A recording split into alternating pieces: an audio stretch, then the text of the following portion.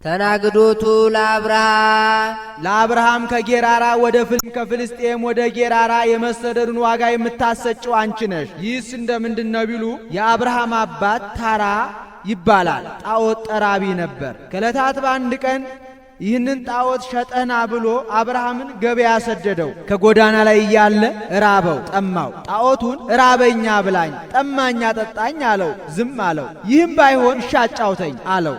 ዝም አለው። አብርሃምም ከገበያ ደረሰና ዓይን እያለው የማያይ ጆሮ እያለው የማይሰማ አፍ እያለው የማይናገር አምላክ ከዚህ ጋር አለላችሁና ግዙ እያለ ይጮህ ጀመር። የሚያውቁት አብርሃም አበደ እንዴ ምን ነካው እያሉ ዘብተውበት ሄዱ። የማያውቁት እሱ ያዋረደውን አምላክ ምን ዋጋ ያወጣልኛል ብሎ ቀድሞውኑ ይዞት መጣ ብለው ትተውት ሄዱ። ተመልሶ እኔ ባላውቅ ነው እንጂ አንተስ በዕለተ ሰሉስ የተፈጠርክ እንጨት አይደለህም ብሎ በድንጋይ ቀጥቅጦ ሌላ አምላክ መፈለግ ጀመረ። መጀመሪያ ነፋስ ረቂቅ ነው፣ የሚሄድበት አይታወቅም፣ ኃያል ነው፣ ባሕር ይገስጻል፣ ዛፍ ያናውጣል ብሎ እስኪ ነፋስን ላምልክ ብሎ አሰበ። ቢመረምረው ቤት፣ አረፍ፣ ጠፈር፣ ደፈር ሲከለክለው አይቶ ይህም አይሆንም አለ። እሳት ረቂቅ ነው፣ አይያዝም፣ ኃያል ነው፣ እርጥቡን ከደረቅ ደረቁን ከርጥብ ያቃጥላል። ይህንን ላምልክ ብሎ አሰበ። ቢመረምረው በውሃ ሲጠፋ እርሻ ገደል ሲከለክለው አየ። ይህም አይሆንም አለ። ፀሐይ ብርሃኑ ጽንፍ እስከ ጽንፍ ይደርሳል፣ የበረደውን ያሞቃል፣ የረጠበውን ያደርቃል። ይህንን ላምልክ ብሎ አሰበ። ሲመረምረው መዓልትና ሌሊት ሲፈራረቀው ደመና ሲጋርደው አይቶ አምላከ ፀሐይ ተናበበኒ አለ። በዚህን ጊዜ ከአብርሃም ዘር ከእመቤታችን ይወለድ ዘንድ ነበረውና ሃይማኖቱን ለማጽናት አብርሃም አብርሃም ጻእም ብሔርከ ወተፈለጥ ማዕዝማዲከ ብሎታልና የመሰደዱን ዋጋ የምታሰጭው አንቺ ነሽ አለ። አንድም አስበ አፍቅሮቱ ሰብአ አስበ ተወክፎቱ ነግደ ይላል። ሰው የመውደዱን እንግዳ የመቀበሉን ዋጋ የምታሰጭው አንቺ ነሽ። ይህስ እንደምንድን ነው ቢሉ አብርሃም ከተመሳቀለ ጎዳና 4 በራፍ ያላት ድንኳን ሰርቶ የወጣውን የወረደውን ያለፈውን ያገደመውን ሲቀበል ይኖር ነበር። ሰይጣን በዚህ ቀንቶበት ከዕለታት በአንድ ቀን ግንባሩን ገምሶ ደሙን አፍሶ የኒቢጤ መስሎ ሄዶ ከጎዳና ተቀምጦ እንግዳ ሲመጣ ወዴት ትሄዳለህ ይለዋል። ከደጉ ከአብርሃም ቤት ይለዋል። የቀድሞ አብርሃም መስሎሃል? እነሆ እኔ ያበላኛል ያጠጣኛል ብዬ ብሄድ ይኸው ግንባሬን ገምሶ ደሜን አፍሶ ልብሴን ገፎ ሰደደኝ። አትሂድ፣ እኔን ያገኘ ያገኝሃል እያለ እንግዳ ከለከለበት። አብርሃምም ማዕደ እግዚአብሔር ያለ ምስክር ይቀርባል ብሎ 3 ቀን ጦሙን አደረ። ሥላሴ ሩሩሃን ናቸውና በእንግዳ ልማድ በአረጋዊ አምሳል ሄደው ከደጁ ተቀመጡ።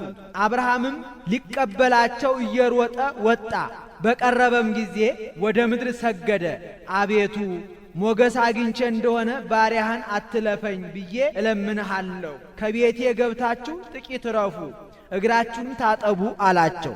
አቤቱ ባሪያህን አትለፈኝ ብሎ አንድነቱ፣ ከቤቴ ገብታችሁ ጥቂት ረፉ ብሎ ሦስትነታቸውን ተናገረ። ሥላሴም አዝለህ አግባን አሉት። ጽንዓ ፍቅሩን ለማጠየቅ ነው። አንዱን አዝሎ ሲገባ 2ቱን ገብተው አግኝቷቸዋል። ሦስትነታቸውንም አውቆ ሳራን 3 መስፈሪያ ዱቄት አምጥተሽ በአንድ አድርገሽ ጋግረሽ አምጪ ብሏታል። እሷም እንዳዘዛት 3 መስፈሪያ በአንድ አድርጋ አቅርባለች። ከዚህም በኋላ ላህም ሰውቶላቸዋል። ላሙን ባርከው አስነስተውለታል፣ ሕያዋን እንደሆኑ ለማጠየቅ። በዚህን ጊዜ ልጅ እንደሚወልድ ነግረው ሲሄዱ ከ3ቱ አንዱ የዛሬ ዓመት በእውነት ወደ አንተ እመጣለሁ፣ ሚስት ሳራ ልጅን ትወልዳለች ብሎ ተስፋውን ነግሮታል። ይስሐቅን ሳይወልድ አብርሃም ይባል ነበር፣ አበውሁዳን ማለት ነው። ይስሐቅን ከወለደ በኋላ ግን አብርሃም ተብሏል። አበ ብዙሃን ማለት ነው። መዓዛሁ ለይስሐቅ ለይስሐቅ የመሥዋዕቱን ዋጋ የምታሰጭው አንቺ ነሽ። መላእክት ብፁዕ አብርሃም አርከ እግዚአብሔር እያሉ ሲያመሰግኑ ሰይጣን ሰምቶ አብርሃምን ወዳጄ ወዳጄ ትለዋለህ እንጂ በስተርጅና የወለደውን ተወራራሽ ተቆራራሽ የሌለውን አንድያ ልጁን ሰዋልኝ ብትለው እኮ አይሰዋልህም አለው። ጌታም የአብርሃምን ጽድቅ የሰይጣንን ሐሰት ለመግለጽ ገና በዱር ሳለ አብርሃም አብርሃም ሱሊተ ይስሐቅሃ ወልደከ ዘታፈቅር፣ አብርሃም የምትወደውን አንድ ልጅህን ይስሐቅን ሰዋልኝ አለው። አብርሃምም ከቤት የወሰድኩት እንደሆነ እናቱ እያለቀሰች ታዳክመኛለች ብሎ በዚያው በዱር ባለበት በቅሎውን ጭኖ ሁለቱን አሽከሮቹን አስከትሎ እንጨቱን እሳቱን ወቅለምቱን አሲዞ 3 ቀን ተጓዘ። በሦስተኛው ቀን በሞሪያ አምደ ብርሃን ተተክሎ ተመለከተ። ከዚህ ሰዋልኝ ሲለይ ነው ብሎ ብላቴኖቹን ከዚህ ቆዩን አላቸው። አነ ወወልዴ የሰጊደነ ንገብ፣ እኔና ልጄ ከዚያ ሰግደን እንመለሳለን ብሎ እንጨቱን እሱ ይዞ እሳቱንና ቢላዋውን ለልጁ አሲዞ ሲሄድ እፀ እሬኢ እሳተ እሬኢ መጥባይተ እሬኢ አይቴ በጉ ለምሷ ኦ አባዬ እንጨቱን አንተ ይዘሃል፣ እሳቱንና ስለቱን እኔ ይዣለሁ። የመሥዋዕቱ በግ ወዴት ነው አለው። ምሥዋዕቱ ሰሃባሃሎ የአምን እግዚአብሔር አርምም ወልዴ ልጄ ዝም በል መሥዋዕቱን እግዚአብሔር ያውቃል አለው። ደርሰው ደንጊያውን ሲጠፈጥፍ መሠዊያውን ሲያመቻች አባዬ ፈጣሪህ ልጅህን ሰዋልኝ ብሎሃል መሰለኝ አለው። ታዲያ ትጠቀምበታለህ እንጂ አትጎዳበትም አለው። እንግዲያውስ እኔ ሕፃን ነኝ አንተ ሽማግሌ ነህና ስፈራገጥ እንዳላስቆርጥህ እጄን እግሬን እሰረኝ። ደግሞም አባትና ልጅ አይን ላይን ተያይተን ፈርተህ ራርተህ ትተወኝና ከፈጣሪ ጋር እንዳትጣላ በልቤ አስተኝተህ ፊቴን ወደ ምድር ደፍተህ ሰዋኝ አለው። ወአስከቦ በከብዱ ይላል። በልቡ አስተኝቶ ሰይፉን አንገቱ ላይ አሳርፋለሁ ሲል የአብርሃምን ቁርጥ ሕሊናውን ተመልክቶ አብርሃም አብርሃም ኢታውርድ እዴከ ላዕለ ይስሐቅ ቁልኤየ፣ በብላቴናው ላይ እጅህን አትዘርጋ የሚል ድምፅ ሰማ። ቀና ቢል ጻዕዳ በግ በዕፀ ሳቤቅ ታስሮ ተመለከተ። አይ ይህን ሰዋልኝ ሲለኝ ነው ብሎ ይስሐቅን ፈትቶ ያንን ተቀብሎ ሰውቷል። ይህ ምሳሌ ነው። ይስሐቅ የዚህ ዓለም ምሳሌ፣ በግ የወልደ እግዚአብሔር ምሳሌ። ይስሐቅ በበጉ ምክንያት እንደዳነ ይህም ዓለም በጌታ ሞት ለመዳኑ ምሳሌ። አንድም ይስሐቅ የመለኮት በግ የትስብእት መጥባሕት ቢለዋ በጉን እንጂ ይስሐቅን እንዳላገኘው መከራም ትስብእትን እንጂ መለኮትን ላለማግኘቱ ምሳሌ። አንድም ይስሐቅ የጌታ ሕሊና አብርሃም የመቃብር ይስሐቅን አብርሃም በሕሊናው በሰዋው በሦስተኛው ቀን ድኗል። ጌታም 3 መዓልት 3 ሌሊት በከርሰ መቃብር አድሮ ለመነሳቱ ምሳሌ ነው። ዕፅ የመስቀል መጥባሕት የሥልጣነ እግዚአብሔር እሳት የመንፈስ ቅዱስ ሥጋ ዘአስተዳለወ መንፈስ ቅዱስ ነውና ሁለቱ ብላቴኖቹ የሁለቱ ወንበዴዎች ሲሄድ 3 ቀን ሲመለስ 3 ቀን 6 ቀን ይሆናል። የ6ቱ ሰሙነ ሕማማት ምሳሌ። በጉ ከሰማይ ወርዷል ያሉ እንደሆነ ከሰማያ ሰማያት ለመውረዱ ምሳሌ። ከአብርሃም መንጋ ተገኝቷል ያሉ እንደሆነ ከአብርሃም ዘር ለመወለዱ፣ ከዱር ተገኝቷል ያሉ እንደሆነ በሕቱም ድንግልና ለመወለዱ ምሳሌ ነው። ወሰዋስዊሁ ለያዕቆብ የያዕቆብ ሰዋስወ ወርቅ አንቺ ነሽ። ይህስ እንደምንድን ነው ቢሉ ያዕቆብ ከወንድሙ ከኤሳው ተጣልቶ ወደ ሶርያ ሲሄድ ጊዜው መሸበት። ከጎዳና ጥቂት እልፍ ብሎ ደንጊያ ተንተርሶ ተኛ። ከተንተራሳት ደንጊያ ላይ የወርቅ መሰላል ተተክላ ከምድር እስከ ጠፈር ደርሳ በላዋ ላይ ዙፋን ተዘርግቶባት ከዚያ ላይ ንጉሥ ተቀምጦባት መላእክት ሲወጡባት ሲወርዱባት አይቷል። አፈፍ ብሎ ተነስቶ ዛቲ ኢቲ ወህታ ለሰማይ ዘየ ይትሐነጽ ቤተ እግዚአብሔር፣ ይህ ቦታ እንዴት ያስፈራ! ይህ ቦታ የእግዚአብሔር ስፍራ እንጂ ሌላ አይደለም፣ የሰማይ ደጅ ናት ብሎ ትንቢት ተናግሮላት ዘይት አፍሶባት ሄዷል። ለጊዜው ከ48ቱ ምኵራባት አንዱ ታንጾባታል። ፍጻሜው ግን ድንጋዩ የትንቢተ ነቢያት ሰዋስው የእመቤታችን ያቺ በዚያች ድንጋይ ላይ ጸንታ እንደተተከለች እመቤታችንም በትንቢተ ነቢያት ጸንታ የመኖሯ ምሳሌ ኦ ድንግል አምሳሎ ትንቢት ዘነቢያት እንዲል። አንድም ሰዋስው የእመቤታችን ዙፋን የማኅፀኗ ንጉሥ የወልደ እግዚአብሔር መላእክት ሲወጡባት ሲወርዱባት ማየቱ መላእክት የእመቤታችን ማኅፀኗን ዓለም አድርገው 9 ወር ከ5 ቀን ፈጣሪያቸው ኢየሱስ ክርስቶስን ቅዱስ ቅዱስ ቅዱስ እያሉ የማመስገናቸው ምሳሌ። ወናዛዚቱ ለዮሴፍ ዮሴፍን የምታረጋጊው አንቺ ነሽ።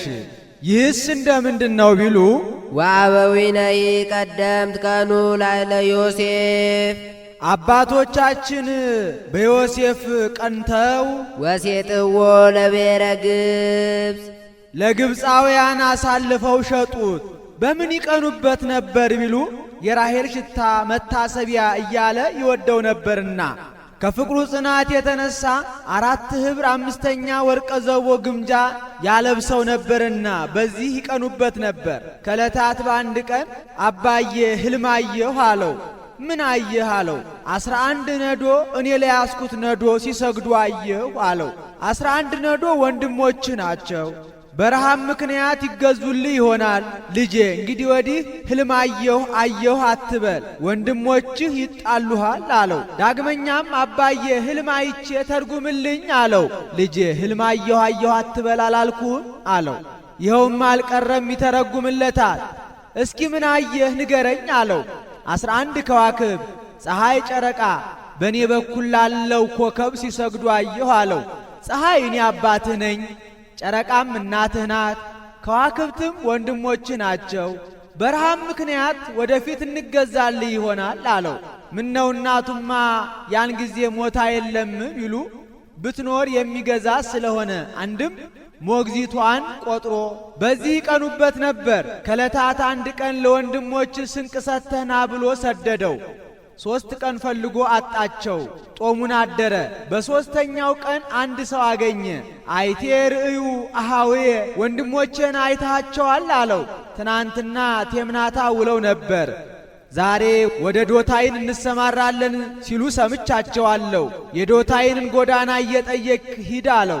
ሲሄድ ገና ከሩቁ አሻግረው አይተው መጻ ዝኩ ሐላሜ ሕልም ንዑ ንቅትሎ ንርአይ ሕለሚሁ ያ ሕልም አየሁ የሚለው ግብዝ ወንድማችን እነሆ መጣ፣ ኑ እንግደለው፣ እስኪ ከሞተ በኋላ ተነስቶ ይገዛን እንደሆነ እናያለን ብለው ወደሱ እየሮጡ ሄዱ።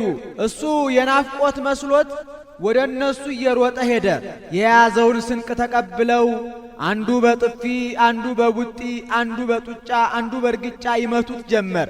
ሮቤል ይህ ልጅ አጥንታችን ፍላጭ የሥጋችን ቁራጭ ነውና አንግደለው፣ የክረምት ውሃ የሚቆምባት ጉድጓድ አለች፣ ከዚያ እንጣለው አላቸው። እንዲህ ማለቱ ሮቤል ከአባቱ ቅብት ደርሶ ነበርና ሰርቄ ወስጄ መታረቂያ ይሆነኛል ብሎ ነው። አንድም ከብት የሚመልሱት በተራ ነው። ያመጣላቸውን ስንቅ ሲበሉ የሮቤል ተራ ደረሰ። ሊመልስ ሄዶ ሳለ እስማኤላውያን ነጋዴዎች መጡ። ይሁዳ የይሁዳ ፊት አውራሪ ነውና ይህ ልጅ የአጥንታችን ፍላጭ የሥጋችን ቁራጭ ነው፣ ብንገለውም አንጠቀምም፣ ይልቅስ እንሽጠው አላቸው። እነሱም ተስማምተው ለእስማኤላውያን ለ20 ብር ሸጠውታል። ምን ነው ለ30 ብር አይደለም ቢሉ የሚዛን ደግነት ነው። በእነዚህ 20 በእነዚያ 30 ይሆናልና። ያን ጊዜ ስምዖን ይህ ኮብላይ ባሪያ ነው፣ እንዳይከዳችሁ በደንብ ጠብቁት ብሎ በጥፊ መቶታል። ወዲያው ልብሱን አስቀርተው 2 ጠቦት አርደው ልብሱን ደም ቀብተው ርኢ ለመክዳኑ አባታችን ዮሴፍ ወደኛ ሰደው ኖሯል፣ ይህ ልብስ የዮሴፍ ልብስ ይመስላል አሉት። አዎ ስንቅ አድርሰህ ና ብየው ሰድጀው ነበር። አርዌ እኩይ በልዑል ወልድየ ልጄ ክፉን አውሬ በልቶታል እያለ ያለቅስ ጀመር። ይህ ምሳሌ ነው። ዮሴፍ የጌታ ይሁዳ የይሁዳ ስምዖን የጸሐፍት ፈሪሳውያን። አንድም ዮሴፍ የመለኮት ልብስ የትስብእት ደሙ ልብሱን እንጂ ዮሴፍን እንዳላገኘው መከራም ትስብእትን እንጂ መለኮትን ላለማግኘቱ ምሳሌ። እንዲህ ስለሆነ ግን ምሳሌ ዘይሐጽጽ ነው። ዮሴፍ ከልብሱ እንደተለየ መለኮት ከትስብእት የተለየ አይደለምና ወሶበን ሜስል ዘንተ ምሳሌ ኢይምሰልክሙ ዘንፈልጦ ለመለኮት እምትስብእት በከመ ተፈልጠ ዮሴፍ እምልብሱ እንዲል። አንድም ዮሴፍ የጌታ ዮሴፍ ሕያው በግብፅ ምውት በከነዓን እንደሆነ ጌታም ምውት በሥጋ ሕያው በመለኮት ነውና ስምዖን ዮሴፍን በጥፊ እንደመታው ፈሪሳውያንም ጌታን በጥፊ መተውታልና እስማኤላውያን ወስደው ለጲጥፋራ ለ30 ብር ሸጠውታል። ሕያውን ተቀብለው 10ሩን በቀረጥ ተቆጥረውበታል። እሱም ደግነቱን ጥበቡን ተመልክቶ የውስጥ ጉዝጉዙ የሜዳ ንስንሱ ባንተ ይሁን፣ ሀብቴ ንብረቴ በእጅ ይሁን ብሎ ሾሞታል። ወሃሎ እግዚአብሔር ምስሌሁ እግዚአብሔር በረድኤት በበረከት ከሱ ጋር ነበረ። ዋዳኖም ኩሉ ምንዳቤሁ ከመከራ ሁሉ አዳነው። ይህስ እንደምንድነው ቢሉ ወወደት አዕይንቲሃ ብእሲተ ጲጥፋራ ላዕለ ዮሴፍ እንዲል ዮሴፍ እጅግ መልከ መልካም ነበረና የጲጥፋራ ሚስት ሲወጣ ባቱን ሲገባ ደረቱን እያየች በሐጸ ዝሙት ተነደፈች። ባገኘችው ቁጥር ከኔ ጋር ተኛ፣ ተድላ ደስታ እናድርግ እያለች ትዘበዝበው ነበር። እሱ ግን ሁልጊዜ እምቢ ይላት ነበር። ከዕለታት በአንድ ቀን ጲጥፋራ በሌለበት ገንዘብ ለመቁጠር ግምጃ ለማናፈስ ዮሴፍ ከዕቃ ቤት ገብቶ ሳለ አንተ ባሪያ ዛሬ ግን ከኔ ጋር ካልተኛ አልለቀቅሁም ብላ ተራምዳ ያዘችው። ነጥቄ እሄዳለሁ ሲል ልብሱ ከወደ ኋላው ተቀደደ። ብታፍር የእሷን ከወደፊቷ ልብሷን ቀዳ ብላ ጮኸች። ጎረቤት ተሰብስበው መጥተው ምን ሆንሽ ምን አጋጠመሽ አሏት። ባሪያ የሚገዛ ሰው መልከ ክፉውን ጸጉረ ከርዳዳውን አፍንጫ ጎራዳውን አይቶ ይገዛል እንጂ ከሱ የበለጠ መልከ መልካም ወጠምሻ ጎረምሳ ገዝቶ ይኸው ልድፈርሽ አለኝ አለቻቸው። አሕዛብ ፍርድ ጠንቃቆች ናቸውና አይ ነገሩስ አይመስልም፣ ፈቃድ ያንቺ ይመስላል። ያንቺ ልብስ ከወደፊት የእሱ ልብስ ከወደ ኋላ ተቀዷል። ዳሩ ግን አንቺ ከምታፍሪ ይህ መጻተኛ ቢያፍር ይሻላል ብለው አስረው አቆዩት። ጲጥፋራ ሲመጣ ነገሩት። እሱም የቅናት የለው ጽናት እንዲሉ እንዲህ አያደርግም ሳይል ከፈርዖን እስር ቤት አስገቡት ብሎ አስገባው፣ አሳሰረው። እስረኞች ቀደም ብሎ የመጣላቸውን ምግብ እየተሻሙ እየበሉ ሳይጠግቡ ያድሩ ይውሉ ነበር። ዮሴፍ ግን እስር ቤት ከገባ ጊዜ ጀምሮ አቆይተን እንብላው እያላቸው አንድ ጊዜ አቆይተው ቢበሉት በርክቶላቸው እራታቸውን ጠግበው ለምሳቸው ተርፏል። የእስር ቤቱ ኃላፊ የዮሴፍን ጥበቡን ደግነቱን አይቶ አንተ ሰው አንተ ከገባህ ጊዜ ጀምሮ እስረኞቹ በበረከት ጠግበው ያድራሉ። እሊህን እስረኞች በዚህ ጊዜ እህል ቅመሱ፣ በዚህ ጊዜ ውጡ፣ በዚህ ጊዜ ግቡ፣ በዚህ ጊዜ ፀሐይ ሙቁ ብለህ እንድታዝ ሾሚሃለሁ ብሎ በእስረኞቹ ላይ ሾሞታል። ይሃደረ ዮሴፍ ዘእንበለ ሲመት ያሰኘው ቅሉ ይህ ነው። ወዋቦ ሞገሰ በግብፅ ንጉሥ በፈርዖን ዘንድ ሞገስን ባለሟልነት እግዚአብሔር ሰጠው። ወጥበበ በቅድመ ፈርዖን ንጉሠ ግብፅ ሕልምን መተርጎምን እግዚአብሔር ገለጠለት። ይህስ እንደምንድነው ቢሉ የፈርዖን ሥጋ መልከኛ ጠጅ አሳላፊ ከዚያ እስር ቤት ታስረው ነበር። ዮሴፍ ከውጭ ቆይቶ ሲገባ እነዚህ እስረኞች አዝነው ተክዘው አገኛቸው። አሰሩ ለልብ ብሩህ ገጽ ወም ከመይቴክዝ ልብ ይደምን ገጽ እንዲል ምን ሆናችሁ አዝናችኋል ተክዛችኋል አላቸው። ሕልም አይተን የሚተረጉምልን አተን ነው አሉት። ሕልምን የሚተረጉም እግዚአብሔር የገለጠለት ነው፣ እስኪ ንገሩኝ አላቸው። መጀመሪያ ጠጅ አሳላፊው ይነግረዋል። 3 የወይን ዘለላ አግኝቼ በጌታዬ ጽዋ እየጠመቅሁ ለጌታዬ ሳሳልፍ አየሁ አለው። 3 ዘለላ 3 ዕለታት ናቸው። ፈርዖን እስከ 3 ቀን አዳራሽ ይገኛል፣ ከፍርድ ይቀመጣል። በአንተ እግር የተሾመው አጥፍቶ አንተ አልምተህ ትገኛለህ። እሱን ይቀጠዋል፣ አንተን ግን ወደ ቀደመው ሥራህ ይመልስሃል። ነገር ግን ቀድሞ ዕብራውያን ወንድሞቼ በግፍ ሸጠውኛል፣ ዛሬ ደግሞ ግብፃውያን በግፍ አሳስረውኛል። አዘክረኒ በቅድመ ፈርዖን እግዚእከ፣ ይህ ቸርነት በተደረገልህ ጊዜ እኔንም ከንጉሥ አሳስበህ ከዚህ እስር ቤት አውጣኝ አለው። ሁለተኛውም ሥጋ መልከኛው ለጓደኛው እንደተረጎመለት ለሱም የሚተረጉምለት መስሎት እኔም አዝማደ መባልዕት በ3 እንቅብ ደራርቤ በራሴ ላይ ተሸክሜ አዕዋፍ እየተነጣጠቁ ሲበሉ ታየሁ አለው። 3 እንቅብ 3 ዕለታት ናቸው። ፈርዖን እስከ 3 ቀን አዳራሽ ይገኛል፣ ከፍርድ ላይ ይቀመጣል። ፍርዱ ሲታይ በአንተ እግር የተሾመው አልምቶ አንተ ግን አጥፍተህ ትገኛለህ። እሱን ይሾመዋል፣ አንተን ግን ይቀጣሃል። አዕዋፍ እየተነጣጠቁ ሲበሉት ማየትህ ንጉሥ የገደለውን አንበሳ የሰበረውን የሚቀብረው የለምና አዕዋፍ ሥጋህን እየተነጣጠቁ ይበሉሃል አለው። ይኸውም አልቀረም። በ3ኛው ቀን ፈርዖን አዳራሽ ተገኘ፣ ከፍርድ ላይ ተቀመጠ። ስለምን ቢሉ አሕዛብ የተወለዱበትን ቀን ያከብራሉ። ከጠባብ ወደ ሰፊ ከጨለማ ወደ ብርሃን የወጣንበት ቀን ነው ሲሉ፣ አንድም በዚህ ቀን ተወልደን ለእንደዚህ አይነት ማዕረግ ደረስን ሲሉ፣ መኳንንቱን እንደምን ውላችኋል አላቸው። ንጉሥ ሺህ ዓመት ንገስ፣ መልካም ውለናል።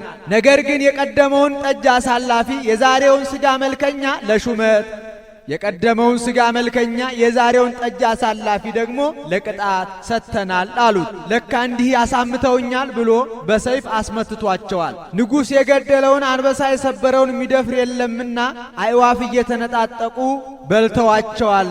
እነዚያንም ሾሟቸዋል።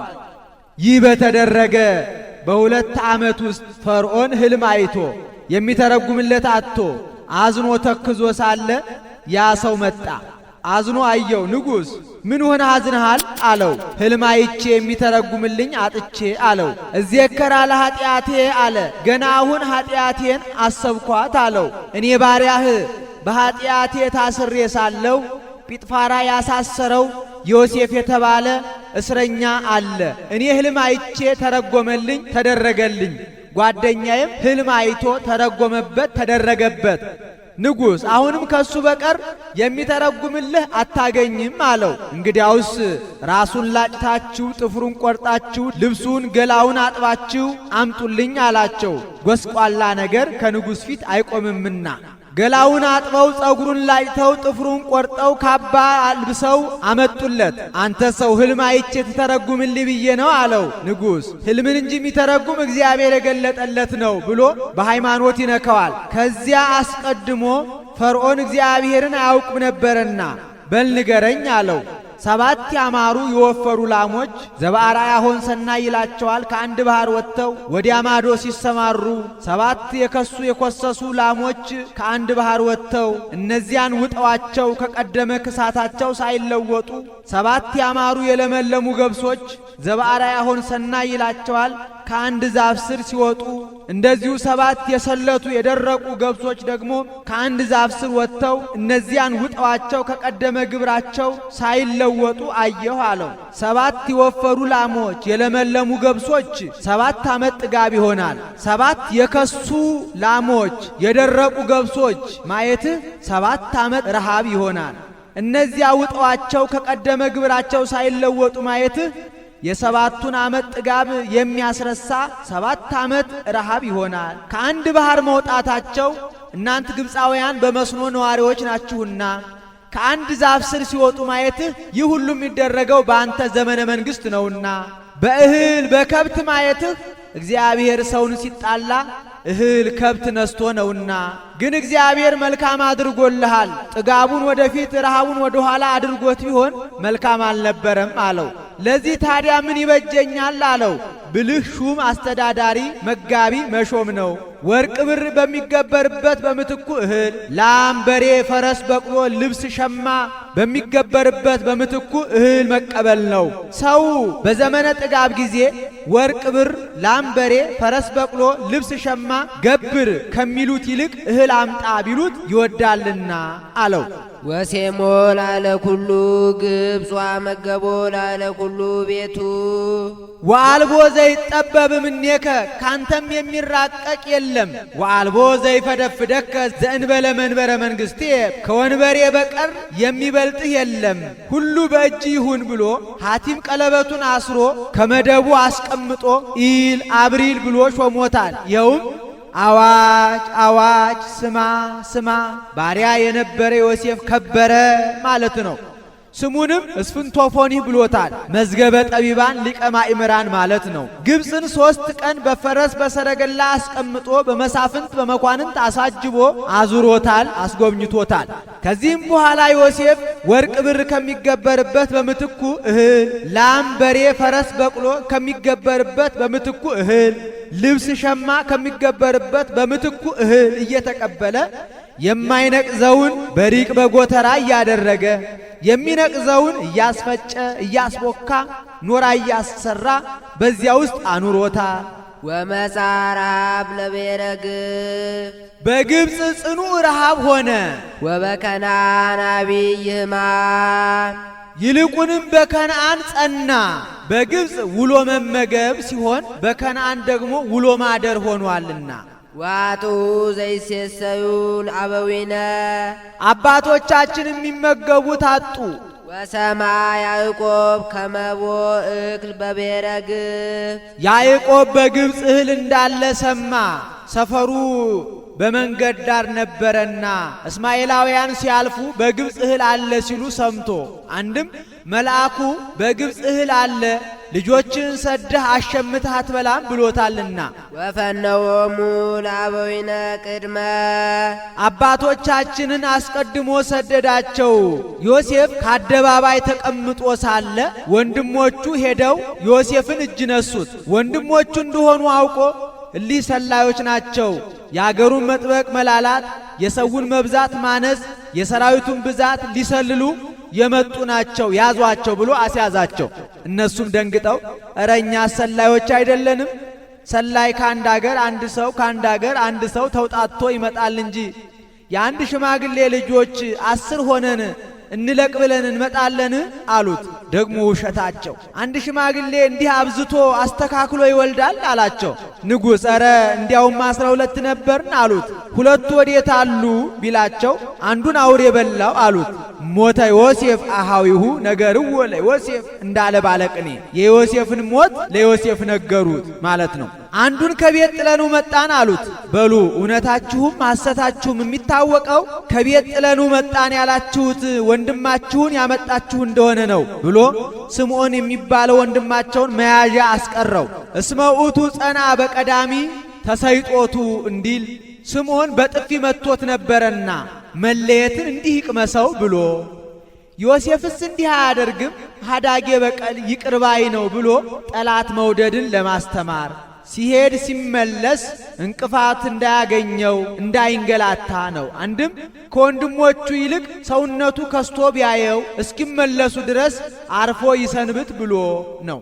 ሹሙን አስጠርቶ በል አሸምተህ ወርቃቸውን በያቀማዳቸው ላይ አድርገህ ስደዳቸው አለው።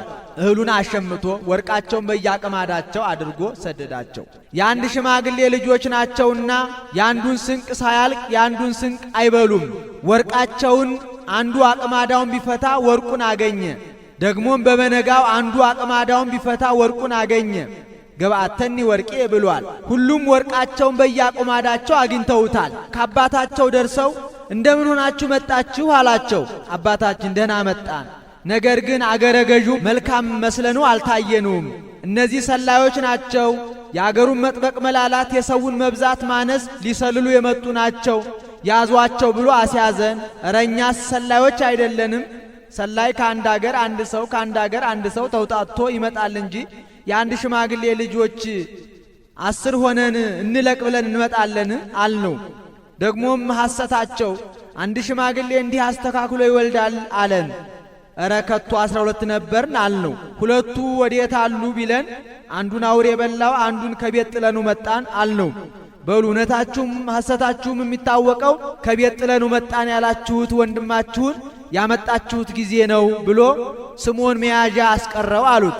ያዕቆብም የሄዳችሁበትን ሸምታችሁ መምጣት ሲገባችሁ 12 ነበር፣ አንዱን አውሬ በላው አንዱን ከቤት ጥለኑ መጣን ምን ያሰኛችሁ ነበር አላቸው። በሽልቻ የሄደ እህል አይበረክትምና እህሉ አለቀ።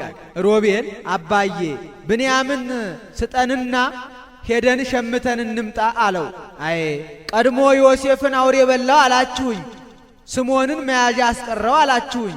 ደግሞ ዛሬ አንድ የራሔል መታሰቢያ ቢኖረኝ ይህንን ልታሳጡኝ ነው? በሐዘን የተቀጠቀጠች ሰውነቴን ወደ መቃብር ታወርዷት ነው አለው። አባዬ ይዤው ባልመጣ የኔ 2 ልጆች አሉ እነሱን ግደል አለው። የሞኛ አነጋገር። ይሁዳ ግን አባቴ ይዤው ባልመጣ መርገምህ ተመራምራ ታጥፋኝ አለው። የይሁዳን ነገር ሁልጊዜ ይቀበለው ነበር። አንተስ ባትል ረሃቡ ይገለው የለም በሉ ይዛችሁት ሂዱ አለው።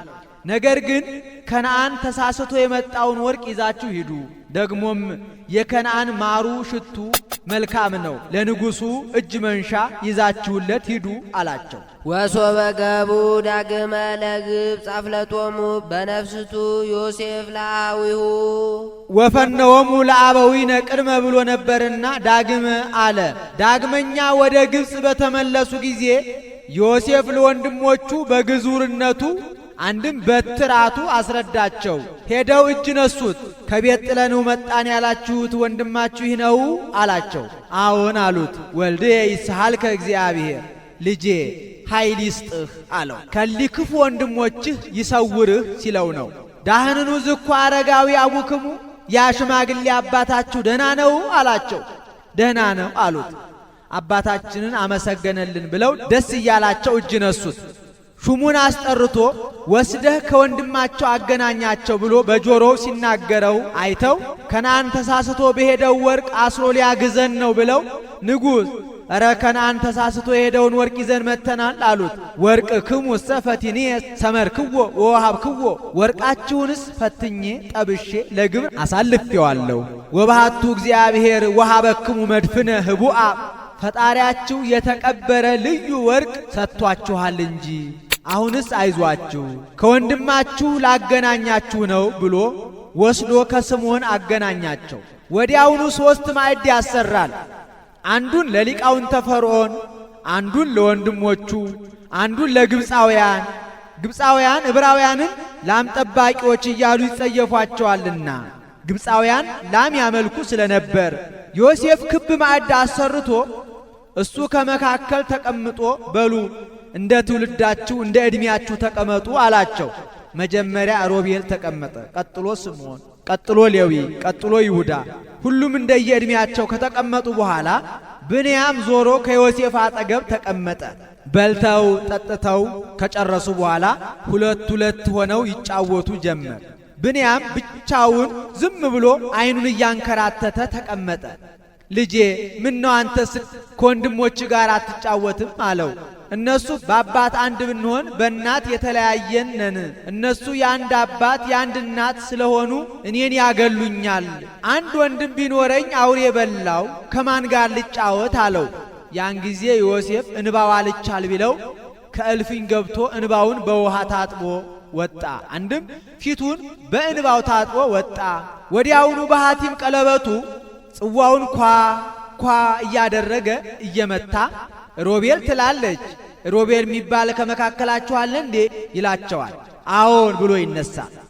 አሁንም ያደርግና ስምዖን ትላለች፣ ስምዖን የሚባል አለ ይላቸዋል። አዎን ብሎ ይነሳል። እንዲህ እያለ ሁሉንም በየስማቸው ጠራቸው። ሹሙን አስጠርቶ በል እህላቸውን አሸምተህ ወርቃቸውን በየስልቻቸው አድርገህ ይህችን ጽዋ ግን ከብንያም አቅማዳ አድርገህ ስደዳቸው። ጥቂት ልፍ ካሉ በኋላ ገስግሰህ ሄደህ ያዛቸው። የቀደመ ክፋታቸውን ትተው እንደሆነ ይመለሳሉ፣ አልተው እንደሆነ ልጁን ጥለውት ይሄዳሉ አለው። ሹሙም አሸምቶ ወርቃቸውን በየአቅማዳቸው አድርጎ ጽዋይቱን ከብንያም አቁማዳ አድርጎ ሰደዳቸው። ኋላ በፈረስ ገስግሶ ያዛቸው። ወርቅ ላበደረ ጠጠር እህል ላበደረ አፈር እንዲሉ ለምን ትሰረቅሙ ገይበ ዘባቲ አቃሪ እግዚእ ጌታዬ የሚጠጣባትን የእንቁ ጽዋ ለምን ሰረቃችሁኝ አላቸው። ኧረ ስንኳን የሰው ገንዘብ ልንሰርቅ ቀርቶ ከነዓን ተሳስቶ የሄደውን ወርቅ ይዘን መተን የለም? ኧረ እኛስ አልሰረቅንም። ሰርቀን ከሆነ የተገኘበት ይሙት አሉት። መሞትማ ለምን ይሞታል?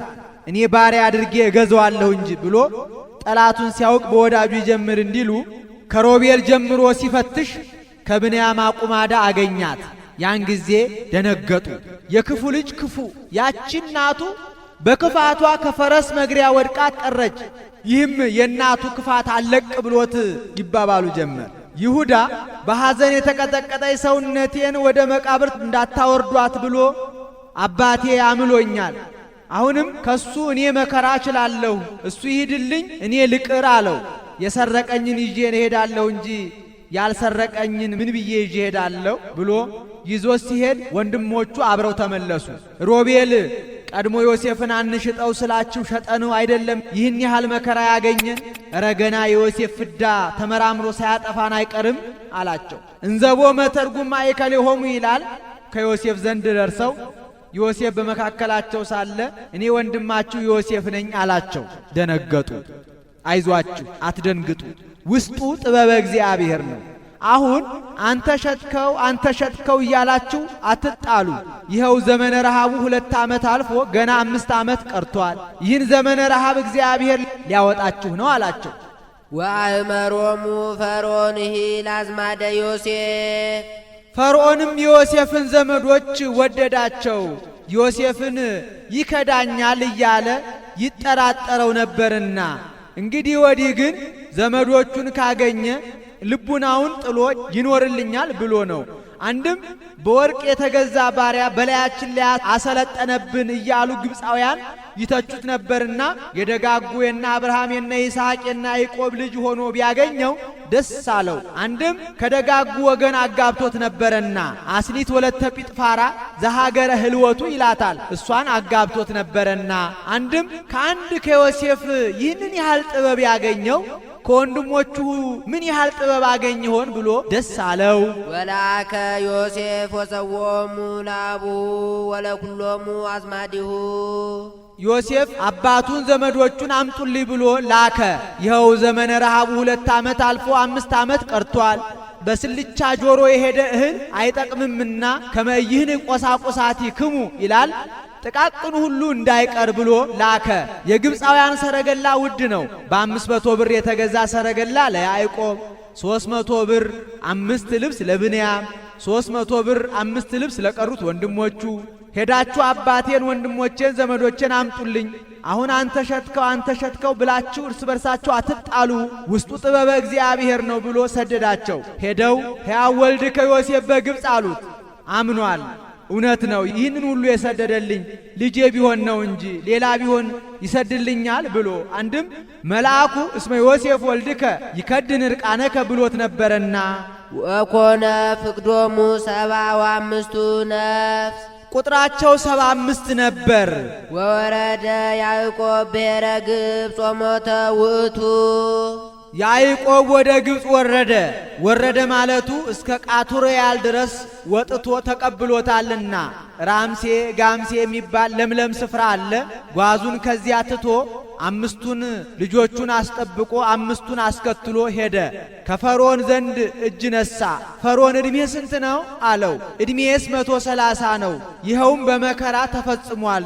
አባቶቼ 900 500 ይኖሩ ነበር አለው። ንጉሥ የኔ ልጆቼ ባሮቼ ከብቶቼ ብዙ ነው፣ ቦታ ስጠኝ አለው። ግብፅ ሁሉ በልጅህ በዮሴፍ እጅ ናት፣ ስለ እሱ አታስብ፣ እሱ ባወቀ ይሰጥሃል አለው። ዮሴፍም ቦታ ሰጥቶ ይመክራቸዋል። እናንተ የኔ ዘመዶች አውቃችኋለሁ፣ ወንዶቹ ፈረስ ግልቢያ፣ ውሃ ዋና፣ በገና መደርደር እናውቃለን ትላላችሁ፣ ሴቶቹም መፍተል መስፋት እናውቃለን ትላላችሁ። ይሄ አሁን አያዋጣም። ረሃቡ 2 ዓመት አልፎ 5 ዓመት ቀርቷል። በዘመነ ረሃብ ጊዜ ከእህል ከከብት የተጠጋ ነው የሚተርፈው የሚድነው። ወንዶቹ ማረስ መቆፈር፣ ከብት እህል መጠበቅ፣ ሴቶቹ መፍጨት ማውካት መጋገር፣ ወጥ መስራት፣ ጠላ መጥመቅ እናውቃለን በሉ ብሎ መከራቸው። ወሞተ ውእቱ ያዕቆብም ሞተ። ወደክመ ያዕቆብ አቡከ ብለው ለዮሴፍ ነገሩት። ተነስቶ ወጣ። ያዕቆብ ዮሴፍ ልጅ መጣ ባሉት ጊዜ ተጽናንቶ ተነስቶ ተቀመጠ። ይህ ምሳሌ ነው። ዮሴፍ የጌታ ያዕቆብ የአዳም። ዮሴፍ መጣ ቢሉት ያዕቆብ ተጽናንቶ እንደተቀመጠ አዳምም በጌታ መምጣት ጽንዓ ነፍስ ልጅነት ለማግኘቱ ምሳሌ። ያዕቆብም በግብፅ እንዳትቀብረኝ በከናን እንድትቀብረኝ እጄን ጽፋ ጉልበቴን ምታ አለው። ዮሴፍም እጁን ጸፋ፣ ጉልበቱን መታ።